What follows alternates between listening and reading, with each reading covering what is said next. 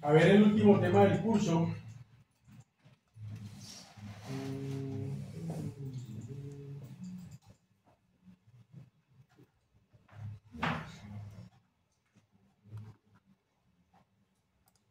Listo, entonces vamos a hacer una nueva pieza. Ahí en el invento.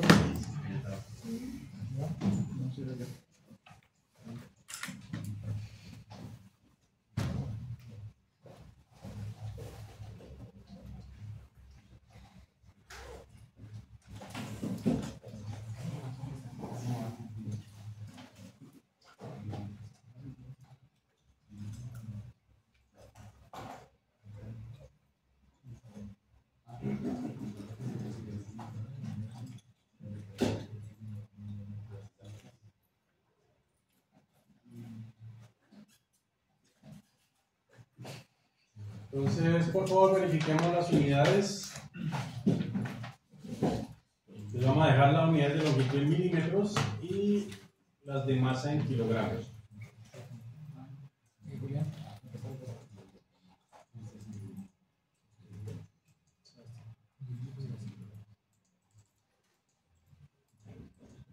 Y en el plano XY vamos a dibujar un rectangulito, pero lo vamos a dibujar utilizando la herramienta rectángulo centro de 2 puntos. Entonces el primer punto lo vamos a ubicar en el origen del sistema coordenado y el otro, bueno, la esquina superior derecha en alguna parte cualquiera por ahora. Ya vamos a acotarlo. Entonces la base de nuestro rectángulo va a tener 70 milímetros y la altura 30.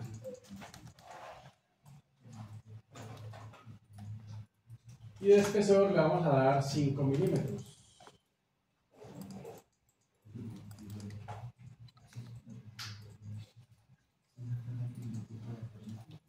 Bien, vamos a guardarla. A ver si el escritorio tenemos algo. Tengo una carpeta nueva.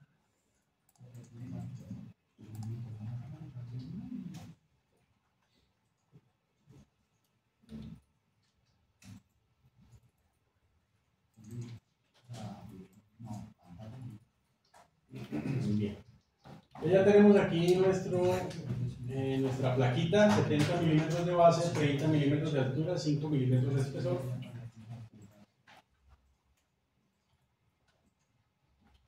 Y vamos a hacer una simulación sencillita. Entonces, en el módulo de entorno o en la pestañita de entorno, análisis de tensiones, crear un estudio, le vamos a aceptar por defecto a todo lo que está ahí. Y vamos a empezar. Entonces, primero que todo, en el extremo izquierdo de la placa vamos a colocar los apoyos. Entonces, abrimos la opción de restricción fija por componentes. Entonces, vamos a activar la componente en X igual a 0, así como está aquí en la pantalla, y seleccionamos la cara rectangular, esta delgadita del lado izquierdo. ¿Listo? Y le decimos aplicar. Ahora vamos a activar solamente la componente en Y. También la vamos a dejar en 0 y esa se la vamos a aplicar a la línea o al borde superior de ese rectangulito que seleccionamos de primeras. ¿Listo? Aplicar. Ahora activamos Z y esa restricción la vamos a aplicar al vértice superior izquierdo del área en el que aplicamos la primera restricción y le decimos aceptar. Entonces deben aparecer estas 3 flechitas. La primera flechita para la cara, la segunda para la vista y la tercera para el vértice. ¿Listo? Cada una restringida en una dirección diferente, la cara en X, la línea en Y y el vértice en Z, para que pues no se mueva nuestra geometría. Vamos a guardar. Y ahora vamos a aplicar una fuerza en el extremo derecho de la barra, de la placa, pues. Vamos a hacer que la fuerza vaya hacia afuera. Vamos a decir que nuestra fuerza es de 1200 newton. Y ya tendríamos entonces lista nuestra geometría para simular. Vamos a guardar. Vamos a definir el tamaño de la malla. Entonces vamos a dejarle aquí 0.5, punto 0.5 en el primer renglón, por favor, aceptar. Y oprimimos el botón que dice vista de malla para que enmalle. Listo. Ya tenemos entonces aquí nuestro elemento o nuestra placa completamente enmallada. Nos dio más o menos 2553 nodos en 1260 elementos. Listo. Y vamos a guardar por si cualquier cosita.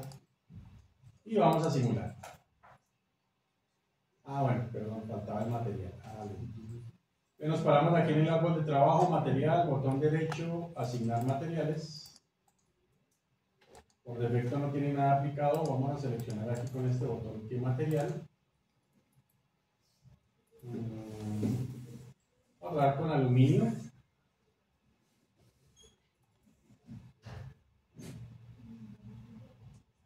Aluminio 6061.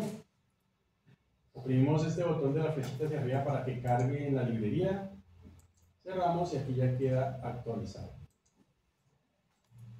Ahora sí le podemos dar simular.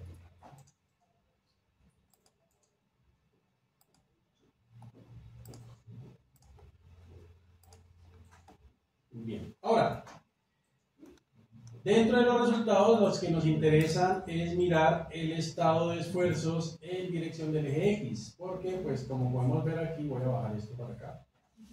Si lo miramos exactamente de frente, pues nuestra carga axial va en dirección del eje X. Entonces, por eso, yo quiero ver los esfuerzos únicamente en dirección del eje X. Entonces me dice que el esfuerzo máximo es de más o menos 8 megapascales. ¿Listo? Como nuestra sección transversal es de 30 milímetros de alto por 5 milímetros de espesor y la carga aplicada es de 1200, por favor calculen si el esfuerzo normal es el que nos dice el programa.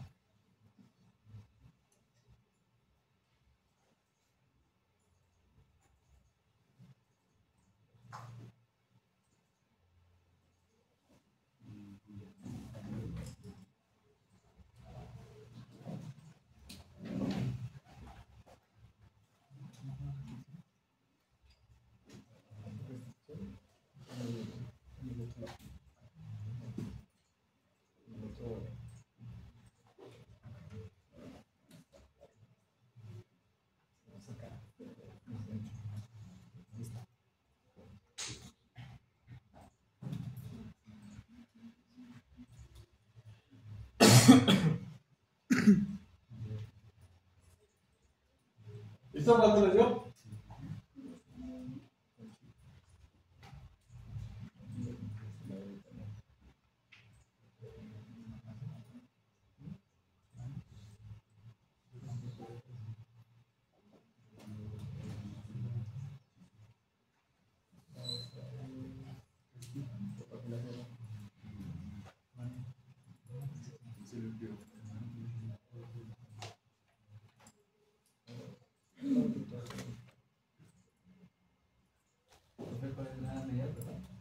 Milímetros de alto, 5 milímetros de espesor.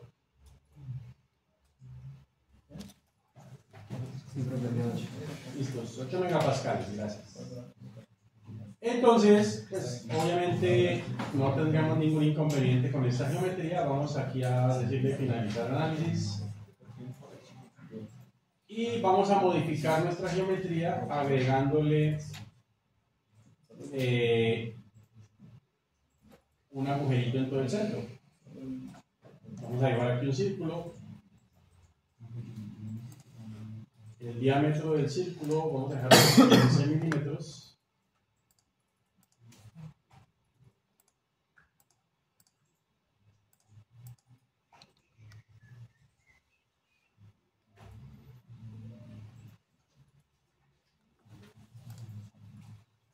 Y entonces ahora nuestra lámina debe verse así.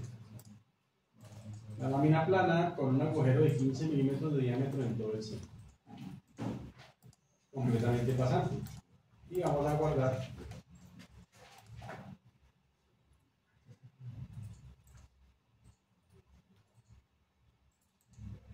Listo. Y vamos a nuevamente a simularla.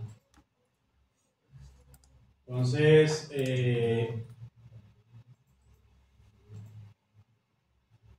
vamos a enmallar nuevamente, porque como cambió la geometría, la malla cambia. Los apoyos siguen siendo los mismos porque no se modificó esa cara de la geometría. Y la fuerza tampoco se modifica porque la carita sigue siendo la misma, ¿no?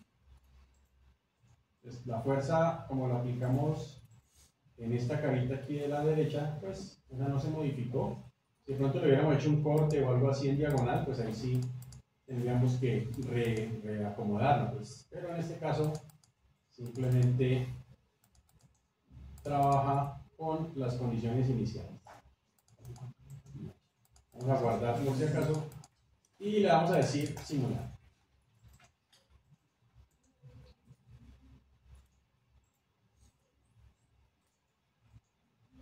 Bien, recordemos que las fuerzas son es de 1200 newton, aquí para que no les quede la duda, 1200 newton.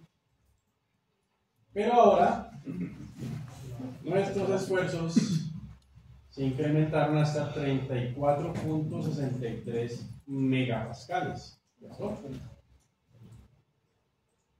El esfuerzo inicial nos había dado, o sea, cuando la plaquita estaba completa, era de 8 megapascales, ¿no? Sí, 8. Pero ahora, como esta placa tiene este agujerito, ten en cuenta que el esfuerzo ahora se incrementó hasta 34.63 megapascales. Algo así como 6 por 8, 5, 3, 4 por 8, como 4 veces el valor del esfuerzo. Y solamente es debido a la presencia de este agujerito.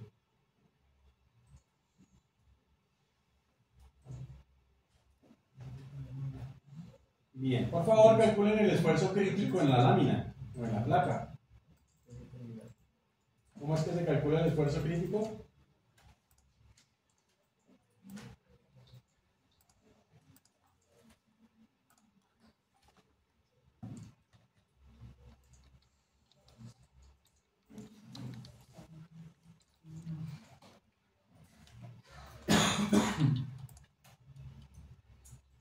¿Alguien se acuerda cómo se calcula el esfuerzo crítico?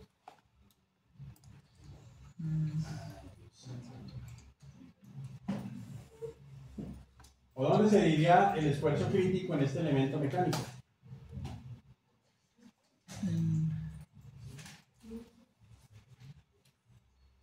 Donde tiene menos.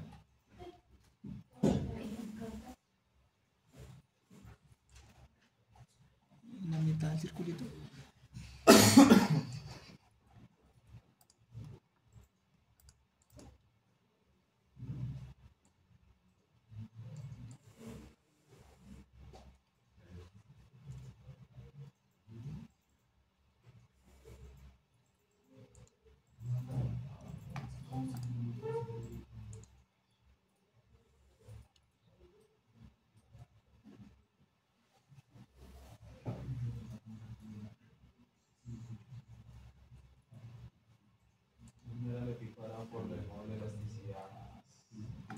No, ingeniero. Pues el esfuerzo crítico es donde tenemos la menor sección transversal. Entonces, por favor, dividan 1200 entre 15 por 5. Bueno, 15 por 10 a la menos 3 por 5 por 10 a la menos 3. ¿Cuánto les da?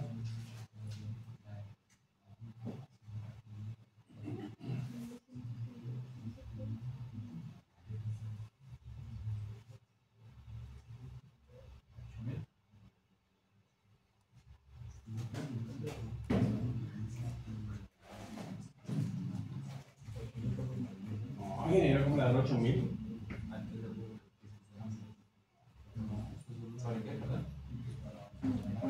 15 milímetros por 5 milímetros. El área, ¿no? El área original era este rectángulo, ¿no? Ese que está aquí en azul. Pero ahora nuestra área es la que está en esta zona, una zona de la mitad. Ten en cuenta que aquí hay una ausencia de material, entonces nuestra área sería esta distancia más esta distancia multiplicada por el espesor. Entonces, como la altura son 30 y el diámetro del agujero son 15, pues el material sobrante tiene una longitud de 15 milímetros. ¿Cuánto les dio? 16 megapascales, listo. Ese sería el esfuerzo que debería mostrarnos la simulación.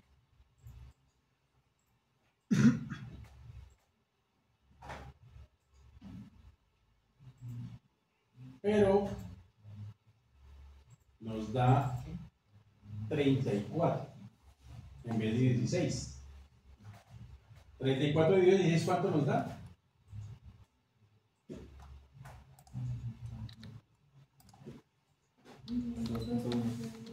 2.1 más o menos. 2.13 mal contados.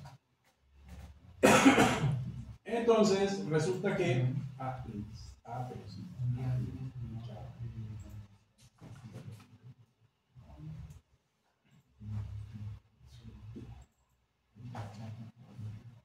resulta que cuando nuestros elementos mecánicos tienen un cambio de sección muy brusco,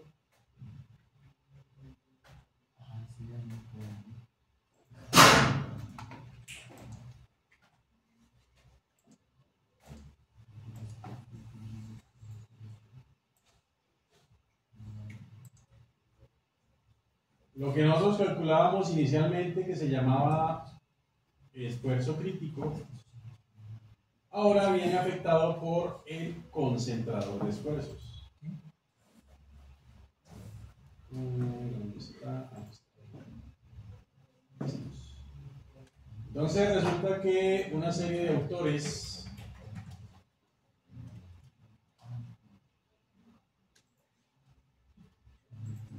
se tomaron la molestia de realizar una serie de experimentos para obtener estas curvas o estas gráficas.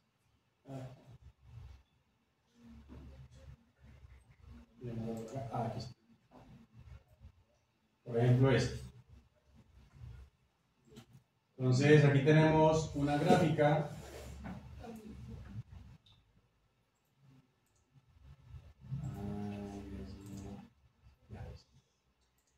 en la cual tenemos una lámina con una serie de entallas o de mecanizados en forma de media circunferencia. Aquí en este caso tenemos 3 continuas sometido a carga axial. Y para este tipo de geometrías generaron esta gráfica.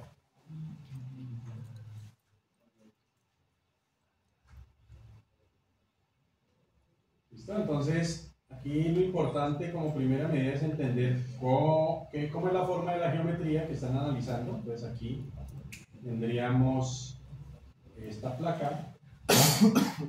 Recordemos que este trazo así irregular, de acuerdo a lo que vieron por allá en su dibujo de máquinas, indica que la longitud, bueno, que es más larga la placa, sino que para que quepa en el dibujo pues la recortaron así.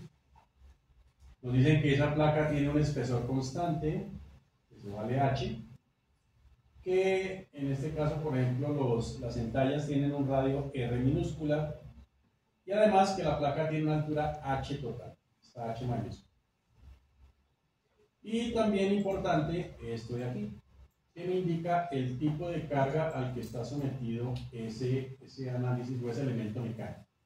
Voy a buscar específicamente el de nuestra plaquita que acabamos de dibujar.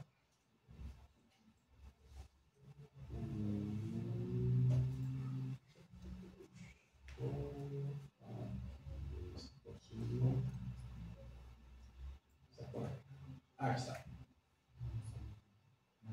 Entonces aquí tenemos una lámina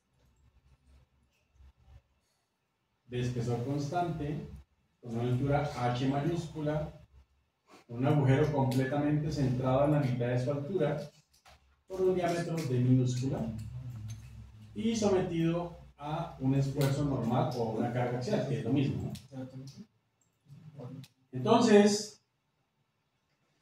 esta gráfica en particular consta de dos curvas. Una curva que se llama KTN, que es la que está en la parte inferior, y otra curva que se llama KTG, que es la que está aquí en la parte superior. Aparte de eso, algunas gráficas de este libro cuentan con la ecuación para poder calcular el valor del concentrador de esfuerzos. Si vamos con detenimiento aquí arribita, me dice que KTG es igual al esfuerzo máximo, que en este caso sería el que nos dio el invento, o sea, 34.63 megapascales, dividido el esfuerzo crítico, que fue el que calculamos de últimas, que nos dio 16 megapascales. ¿Listo? Entonces, si hacen ese cociente, ¿cuánto les dio? Entonces sería 34.63 dividido 16.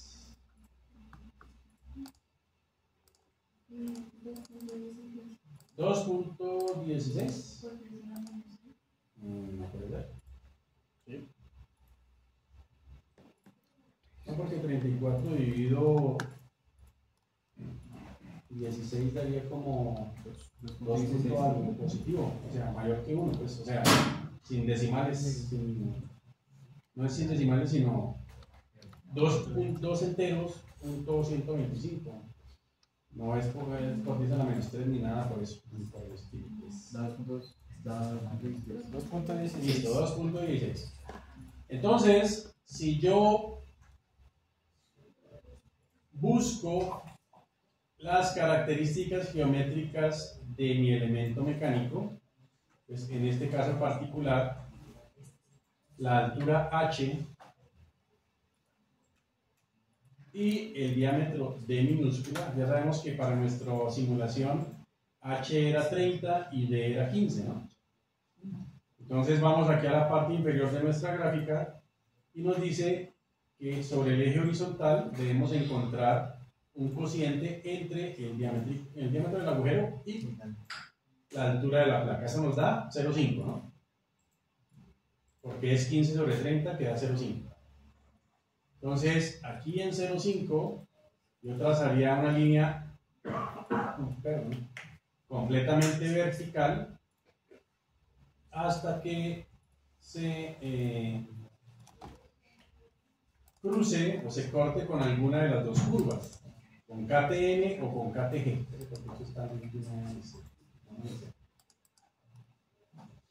Entonces aquí en 0,5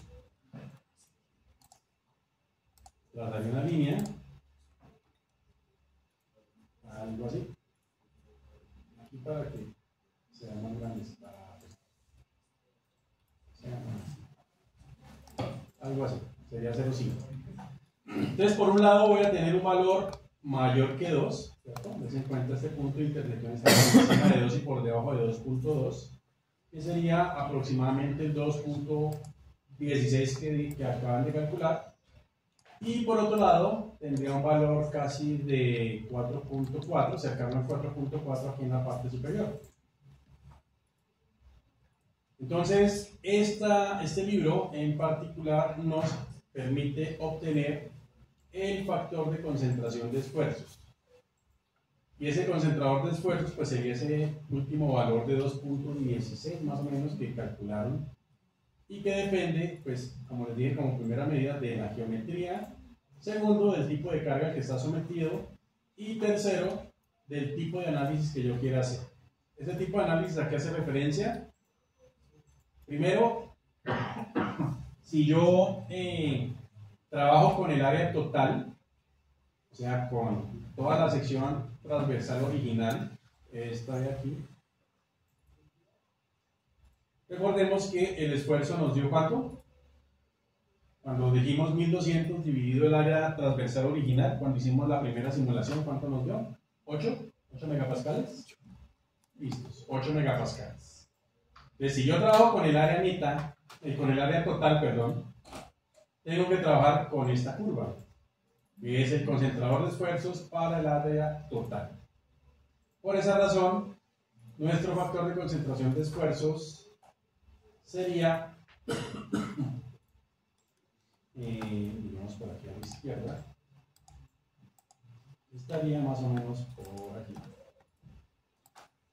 entre,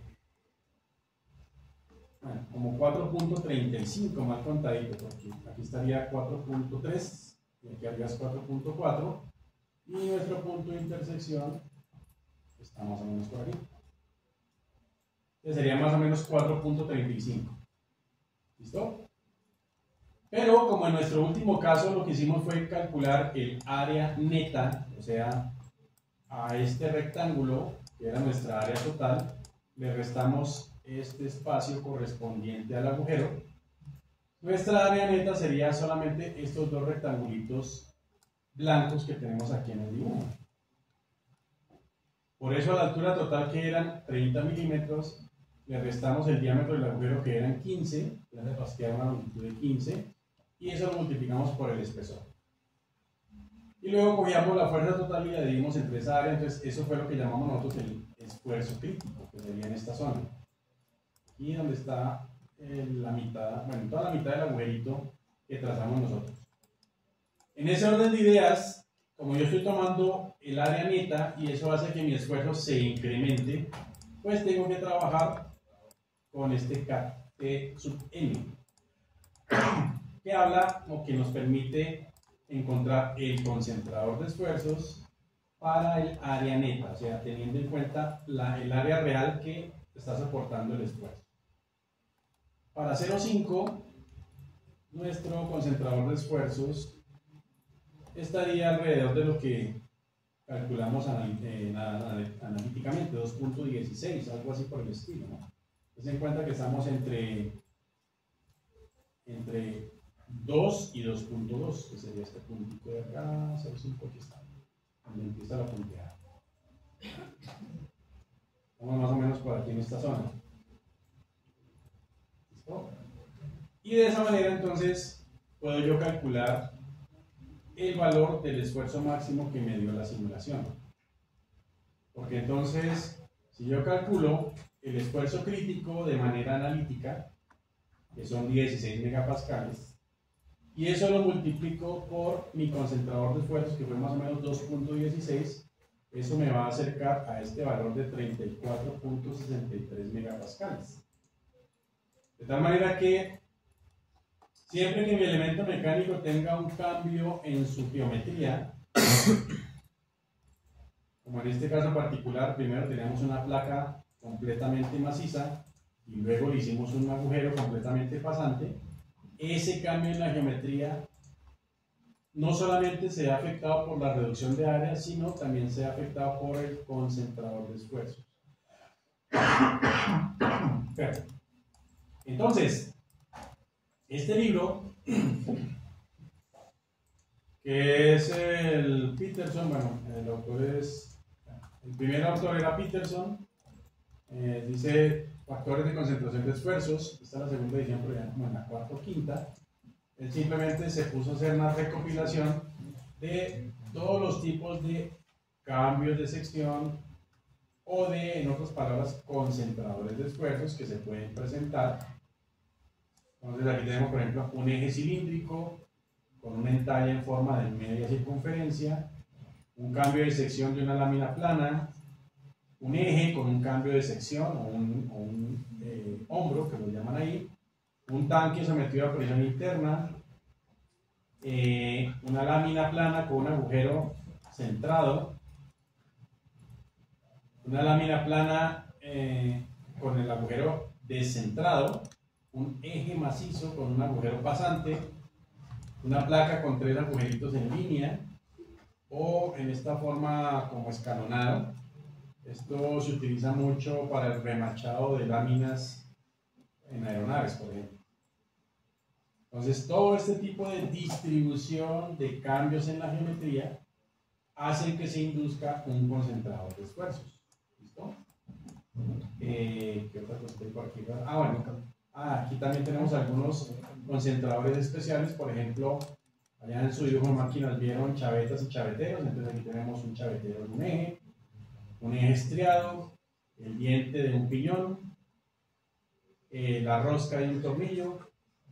Esto es un elemento en forma de letra T, un resorte helicoidal.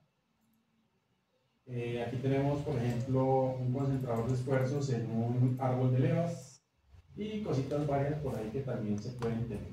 Entonces, para cada una de ellas, hubo gente que se tomó la tarea o la molestia de realizar experimentos y encontrar todas estas cosas. ¿Listo? Cuando mi gráfica tiene, como en el caso de nuestra placa, solamente 2 curvas, es porque es un caso muy particular, mientras que este tipo de gráficas que tenemos en este caso 2, 3, 4, 5, 6 curvas, es un caso más general. Obviamente aquí nos llenan esto con más valores de curvas. Voy a hacer aquí un acercamiento. Se encuentra que tenemos 1.005, 1.01, 02, 05, 1.1, justamente aquí infinito. Pero si por ejemplo nuestro análisis nos hubiera dado 1.06, pues tengo que trazar aquí una curva para interpolar los valores. O simplemente vamos aquí a la derecha, creo que me salté, aquí está. Vamos aquí hacia la derecha de la gráfica y tendríamos la ecuación que me permite calcular el valor del concentrador de esfuerzos de una manera mucho más sencilla, sin tener que hacerlo gráficamente. Entonces, cuando hablamos de concentradores de esfuerzos, hay que tener en claro 3 cosas importantes. Primero, el concentrador de esfuerzos va a depender, primero que todo, de la geometría. ¿Listo? Entonces, por ejemplo, tenemos un concentrador para este tipo de geometría. Más abajo tenemos otro tipo que es una variante del anterior y así sucesivamente. Segundo, el concentrador de esfuerzos únicamente funciona para 3 tipos de cargas. Vamos a mirarlas por aquí. Entonces, toco con la plaquita de esa tensión. Aquí está. Para carga axial, para flexión y para torsión únicamente. Ustedes van a buscar, por ejemplo,